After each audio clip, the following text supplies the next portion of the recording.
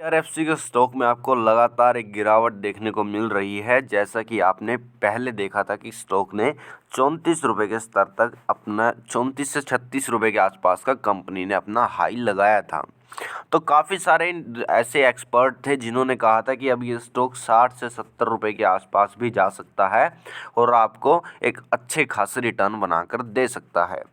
अब हम इस वीडियो में जानेंगे कि ऐसा कैसे हो सकता है कि कंपनी का स्टॉक बार बार बिना कोई कमी के कारण कंपनी में फंडामेंटली बहुत ज़्यादा मजबूती है। पूरे रेलवे सेक्टर में सबसे ज़्यादा फंडामेंटल स्ट्रॉन्ग कंपनी है तो अगर वो है आईआरएफसी।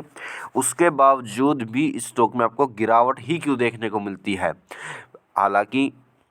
तो अगर हम बात करें, देखिए आईआरएफसी का स्टॉक अभी 28 रुपये के स्तर पर ट्रेड कर रहा है और आज भी आपको ये एक फ्लैट ही ट्रेड फिलहाल देखने को मिल रहा है और मुझे ऐसा लगता है कि इसकी क्लोजिंग भी फ्लैटिश ही होगी या हल्का फुल्का ऊपर की तरफ ही इसकी स्टॉक की क्लोजिंग हो सकती है। अगर आप ध्यान से देखें तो देखिए 29 नवंबर के आसपास नवंबर में स्टॉक ने अपना एक हाई लगाया था। तो हाई लगाने के बाद स्टॉक में दोबारा से अब आप एक चीज़ ध्यान से देखिए, इसके चार्ट में थोड़ी सी आपको गिरावट देखने को मिली, फिर आपको यहाँ पर एक अच्छी तेज़ी देखने को मिली। आप ध्यान से देखिए, आप मेरी बात हमेशा ध्यान रखिएगा कि जब भी कोई भी स्टॉक डबल टॉप लगा लेता है और उसमें जो मिर्च मसाला जो मार्केट की तरफ से लगाया गया था वो ख़त्म हो चुका होता है, तब उसके बाद उस स्टॉक में काफ़ी हाई चांसेस होते हैं। अगर उसमें मिर्च मसाला ख़त्म हो चुका है, फंडामेंटली पहले ही पता था कंपनी अच्छी खासी है, इसका भी कोई क्योंकि देखिए इस कंपनी में ये चीज़ बिल्कुल, ये स्टॉक जब भी चलेगा, आप मेरी बात हमेशा ध्यान रखिएगा, ये स्टॉक जब भी चलेगा सिर्फ और सिर्फ न्यूज़ बेस पर चलेगा। इस मार्केट में सिर्फ ये एक ऐसी कंपनी है, सिर्फ यही ऐसी कंपनी नहीं है, काफ़ी ऐसी सरकारी कंपनियां हैं जिनके फंडामेंटल को निगलेक्ट किया जाता है और उनमें आपको सिर्फ न्यूज़ ड्रिवन चीज़ें देखने को मिलती हैं।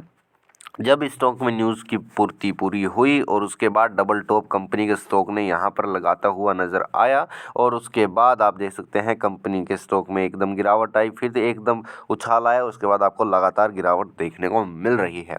अगर हम नीचे के स्पॉट की नज़र बात करें तो मुझे ऐसा लगता है कि 26 रुपये से नीचे ये स्टॉक नहीं जाएगा और बल्कि मुझे तो ऐसा लगता है कि ये देखिए 26 रुपये तक, हाँ 26 से 28 की रेंज में अब ये स्टॉक आपको ट्रेड करता हुआ नज़र आ सकता है। और हालांकि जैसा कि आप देख सकते हैं कि इसका जो अब पैटर्न है वो इस तरह से यहाँ पर डबल टॉप मारने के बाद अब इसका पैटर्न इस तरह से बनता हुआ आपको यहाँ पर नज़र आ रहा है। तो मुझे ऐसा लगता है कि थोड़ा बहुत नीचे जाकर अब फिर ये स्टॉक इस तरह से ट्रेड करेगा या फिर हल्का फल्का ऊपर की तरफ ये स्टॉक या इस तरह से जाता हुआ आपको नज़र आ सकता है। ये मेरी प्रिडिक्शन है,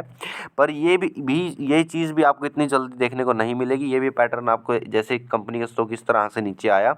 तो थोड़े दिन इस तरह से जाकर फिर बहुत धीरे धीरे ये स्टॉक ऊपर की तरफ जाता हुआ नज़र आ सकता है। पर ये जो पीरियड है, आप ये यहाँ पर देखिए, जो ये पीरियड है, माफ़ कीजिएगा, यहाँ पर आप देख सकते हैं, अगर ये इस पीरियड की अगर आप बात करें तो इस पीरियड में आपको अपना अच्छा खासा पेशेंस दिखाने की आवश्यकता पड़ेगी। अगर आपने इस समय को पार कर लिया तो आपको यकीनन एक अच्छी तेज़ी स्टॉक में देखने को मिल सकती है। जो ये टाइम करेक्शन वाला मोड है, ये कितने साल का होगा या कि महीनों का होगा या कितने साल का होगा, ये देखने वाली बात होगी। अगर आप यहाँ पर देखें तो देखिए फंडामेंटली कंपनी में कोई दिक्कत नहीं है। नेट प्रॉफिट मार्जिन 97% के आसपास है और 97% के आसपास किसी भी कंपनी के नेट प्रॉफिट मार्जिन आपको नहीं देखने को मिलते और हर पर्सपेक्टिव से ये स्टॉक काफ़ी ज़्यादा अच्छे तरीके से, आप revenue front point of view से देखें, आप इनकम नेट इनकम के पॉइंट ऑफ व्यू से देखें, आप डिल्यूटेड ईपीएस की पॉइंट ऑफ व्यू से देखें तो ये स्टॉक ऊपर की तरफ ही इस स्टॉक के नंबर आपको देखने को मिलते हैं।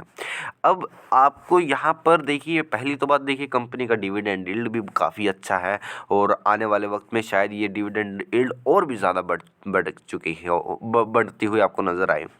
अब मैं बात करता हूँ कि स्टॉक में निवेशित किस किस को रहना चाहिए। मुझे ऐसा लगता है कि देखिए इस स्टॉक में निवेशित सिर्फ उन्हीं को रहना चाहिए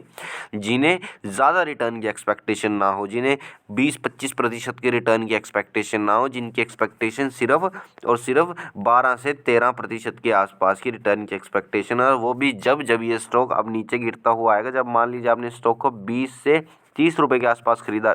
25 रुपये के आसपास खरीदा है, तभी आपकी ये वाली आप ये देखिए तभी आपकी 12 से 13% के आसपास की जो रिटर्न एक्सपेक्टेशन है वो पूरी होती हुई नज़र आएगी। वरना अगर आप इस स्टॉक को 34 रुपये के आसपास खरीदेंगे तब तो आप ये लगा कर चलिए कि अगर आप 5 साल के लिए इसको स्टॉक को अपने ऑल टाइम स्टॉक को मान लीजिए आपने 52 वीक या ऑल टाइम पर स्टॉक को बाई किया फॉर 10 ईयर्स, तो आप ये लगा कर चलिए कि स्टॉक में जो आपको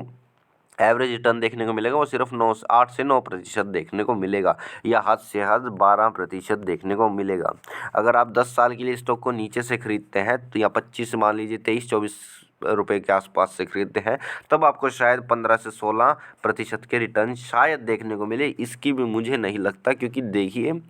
ये जो कंपनीज़ हैं इनकी मैनेजमेंट में मैंने कई बार अपनी वीडियोज़ में कहा है कि जो ग्रोथ के लिए भूख होती है वो नहीं देखी जाती, इसीलिए आपको इन कंपनीज में इतनी कोई अच्छी तेज़ी नहीं देखने को मिलती है ज़्यादातर।